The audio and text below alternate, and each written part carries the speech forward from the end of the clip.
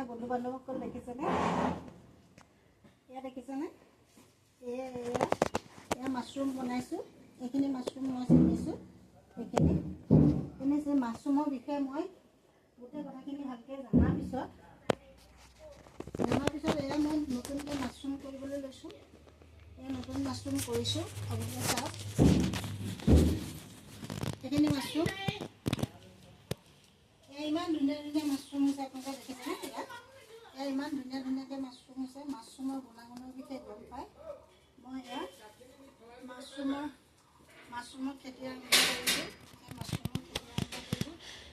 এই মাছৰুম খালে মানুহৰ পেট কমে আৰু হাই প্ৰেছাৰ কণ্ট্ৰলত থাকে।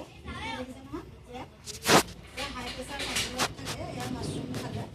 আৰু বহুত ডাঙৰ কথা, য'ত নেকি আমাৰ কেঞ্চাৰ বেমাৰ প্ৰতিৰোধ কৰিব পৰা ইয়াৰ ক্ষমতা আছে।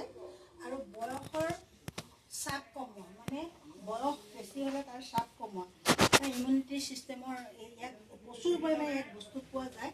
সেয়েহে আমি মাছৰুমটো আনকি ডায়েবেটিছৰ কাৰণে ইনচুলিনৰ কম হয়। এই মাছৰুমৰ ডায়েবেটিছৰ কাৰণেও ভাল।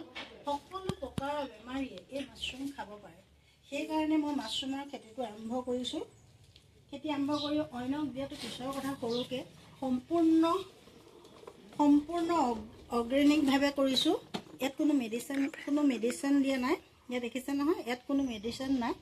এয়া মেডিচিন নোহোৱাকৈ খালি চূণেৰে মই খেৰখিনি শোধন কৰি পেলাই এয়া বনাইছোঁ। ইয়াত কোনো বোলে বৈজ্ঞানিক বেলেগ পদ্ধতি নহয়। এইটো মই সম্পূৰ্ণ অৰ্গেনিকভাৱে বনাইছোঁ। সকলোৱে খাব পাৰিব। ইয়াত মোৰ প্ৰডাকশ্যন কম হয়। প্ৰডাকশ্যন কম হ'লেও মোৰ বস্তুটো নিৰোগী। ইয়াত আৰ্টিফিচিয়েলৰ কোনো কথা নাই। অৰ্গেনিক, সম্পূৰ্ণ অৰ্গেনিকভাৱে মই বনাইছোঁ। সেইকাৰণে এয়া উপযোগী।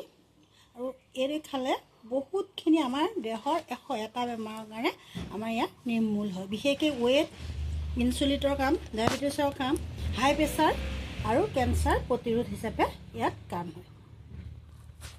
মই ভিডিঅ'টো ভালছে কৈ দিয়া।